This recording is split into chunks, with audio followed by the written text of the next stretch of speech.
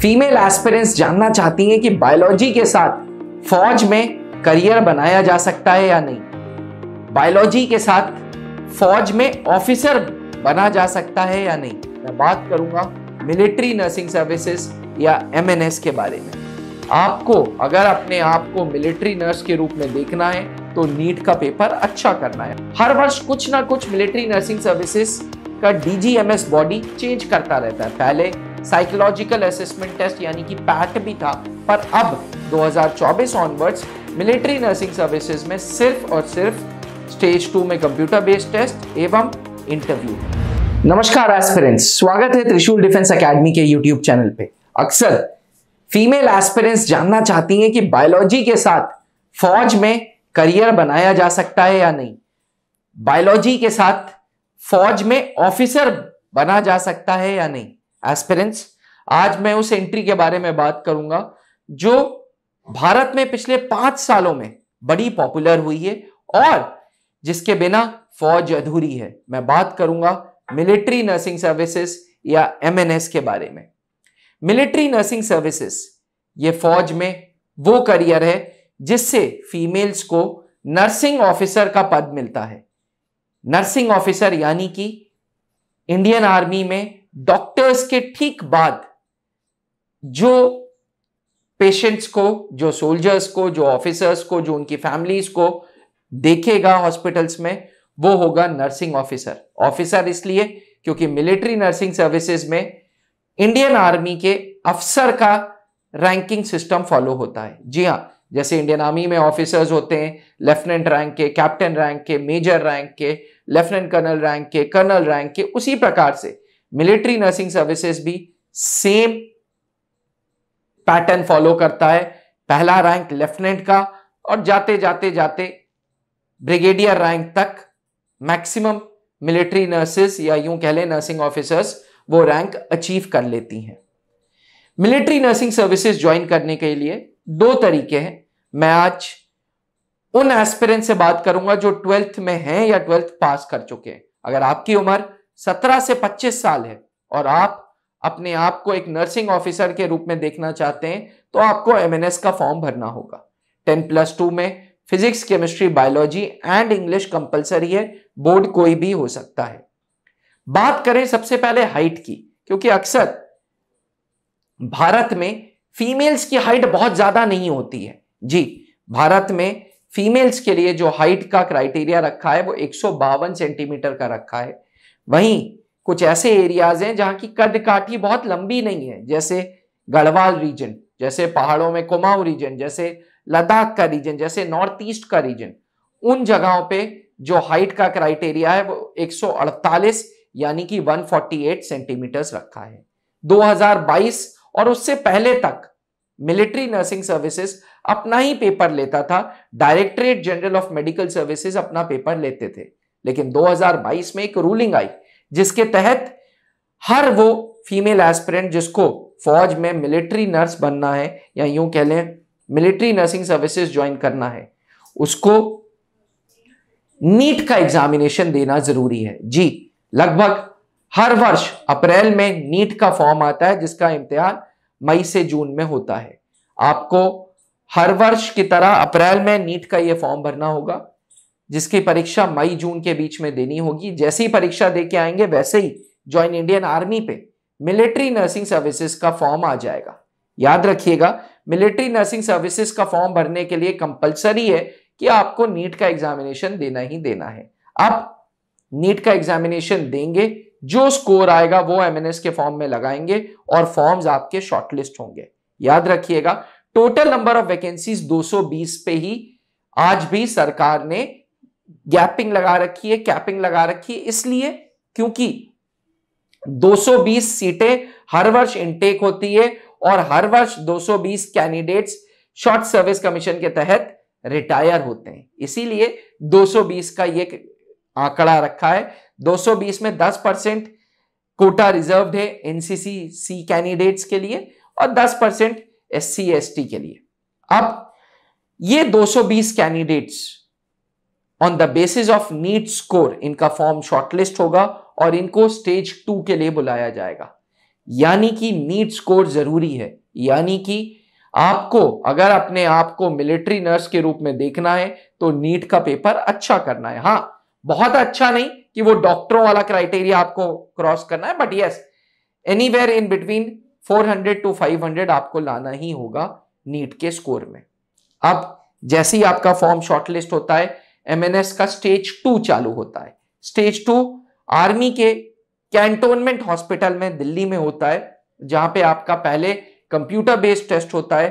30 minute में 40 सवाल, 20 सवाल इंग्लिश के, 20 सवाल जनरल नॉलेज के, एवं नेक्स्ट जो आपका होता है वो होता है पर्सनल इंटरव्यू, जिसको एक पैनल इंटरव्यू भी बोला जाता है, क्योंकि इसमें नर्सिंग ऑफिसर होता है, इसमें ब्रिगेडियर रैंक के ऑफिसर होते हैं, एवं 2 ऑफिसर्स और होते हैं। ये इंटरव्यू लगभग 15 से 20 मिनट चलता है और उसके बाद मेडिकल हो जाता है। एस्पिरेंट्स हर वर्ष कुछ ना कुछ मिलिट्री नर्सिंग सर्विसेज का डीजीएमएस बॉडी चेंज करता रहता है। पहले साइकोलॉजिकल असेसमेंट टेस्ट यानी कि पैट भी था, पर अब 2024 ऑनवर्ड्स मिलिट्री नर्सिंग सर्विसेज में सिर्फ और सिर्फ स्टेज 2 में कंप्यूटर बेस्ड टेस्ट एवं इंटरव्यू है।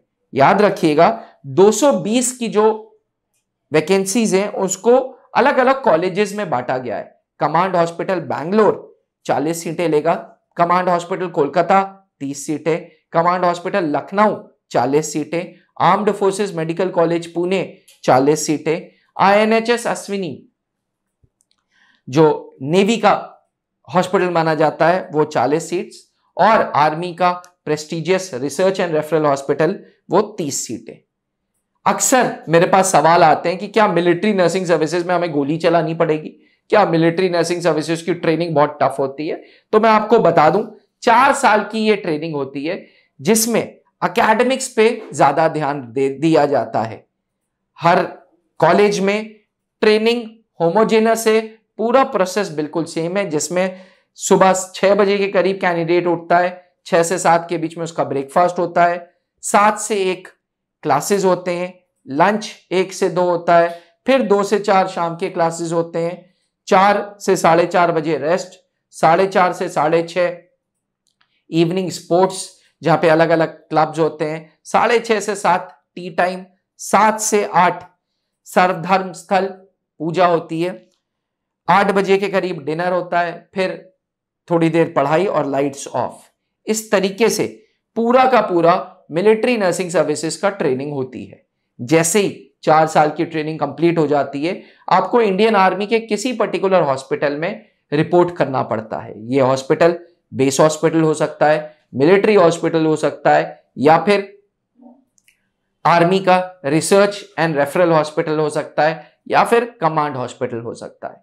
याद रखिएगा एमआई रूम या स्टेशन से क्वार्टर्स में आपको नहीं जाना होता है, आपको वहीं जाना होगा जहां स्पेशलाइजेशन होगी, डॉक्टर मरीजों का ट्रीटमेंट करेगा और आप उनका ध्यान रखेंगे। मिलिट्री नर्सिंग सर्विसेज अगर फीमेल्स को ले रहा है तो इसलिए ले रहा है क्योंकि फीमेल्स के अंदर इमोशनल क्वोशंट है। आज के टाइम पे एक सैनिक को, एक अफसर को इमोशनल केयर चाहिए।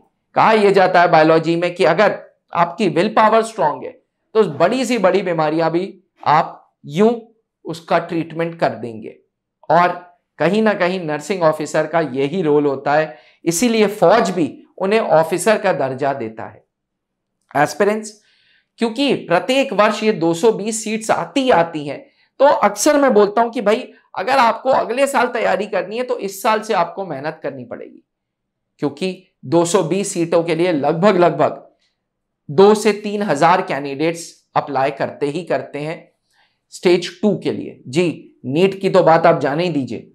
नीट तो पूरे भारतवर्ष में, पूरे भारत में लगभग 6 से 8 लाख एस्पिरेंट्स देते ही देते हैं।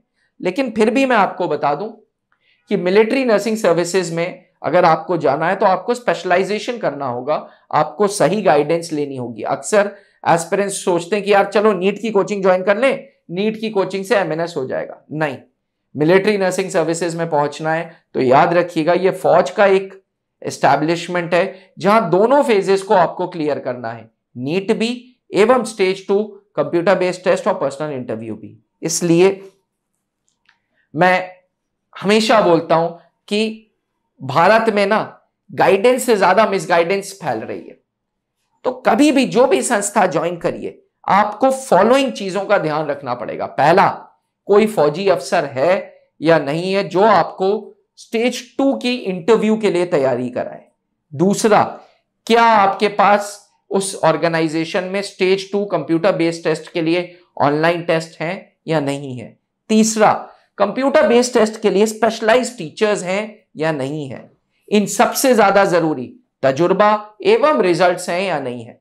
त्रिशूल डिफेंस एकेडमी की पूरे भारत में 4 शाखाएं हैं, इलाहाबाद, रांची, दिल्ली और देहरादून, जिसमें से 2 संस्थाएं मिलिट्री नर्सिंग सर्विसेज के लिए स्पेशलाइज्ड हैं, त्रिशूल डिफेंस एकेडमी देहरादून ब्रांच एवं त्रिशूल डिफेंस एकेडमी इलाहाबाद ब्रांच, क्योंकि इसमें सेपरेट मिलिट्री नर्सिंग के बैचेस चलते हैं।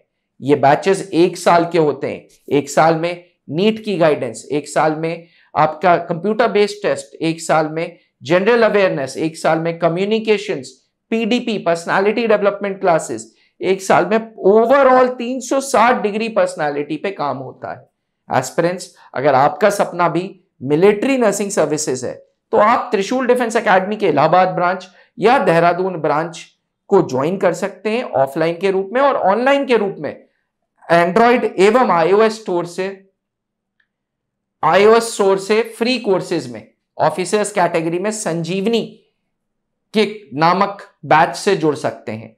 संजीवनी बैच का उपदेश मिलिट्री नर्सिंग सर्विसेज का है। एस्पिरेंट्स, ऑफलाइन कोचिंग के अपने महत्व हैं, ऑनलाइन कोचिंग के अपने महत्व हैं। कोई भी प्लेटफॉर्म से आप जुड़ सकते हैं, बट इस बात का ध्यान रखिएगा कि सही गाइडेंस बहुत ज्यादा जरूरी है, रिजल्ट्स देने बहुत जरूरी है, सही एसेसर का होना बहुत जरूरी है। और त्रिशूल डिफेंस एकेडमी एक ट्रस्टेड नाम है डिफेंस एस्पिरेंट्स की कम्युनिटी में। हर वर्ष यहां से national defence academy, Indian military academy, officers training academy एवं मिलिट्री नर्सिंग सर्विसेज के रिजल्ट्स होते हैं। अगर आप भी अपना करियर एमएनएस में बनाना चाहते हैं तो आज ही त्रिशूल डिफेंस एकेडमी को संपर्क कर सकते हैं। इसी के साथ इजाजत दीजिए। अगर फिर भी कोई डाउट्स मिलिट्री नर्सिंग सर्विसेज के होते हैं तो feel free to talk to me. नीचे लिखे हुए नंबर पे आप व्हाट्सएप करें और मुझसे बात करें। Thank you. जय हिंद। अब डिफेंस एग्जाम क्रैक करना हुआ और भी आसान, त्रिशूल डिफेंस एकेडमी लेकर आए हैं बिल्कुल ही एडवांस लर्निंग ऐप। तो आज ही ज्वाइन करें और स्टार्ट करें अपनी ऑनलाइन क्लासेस।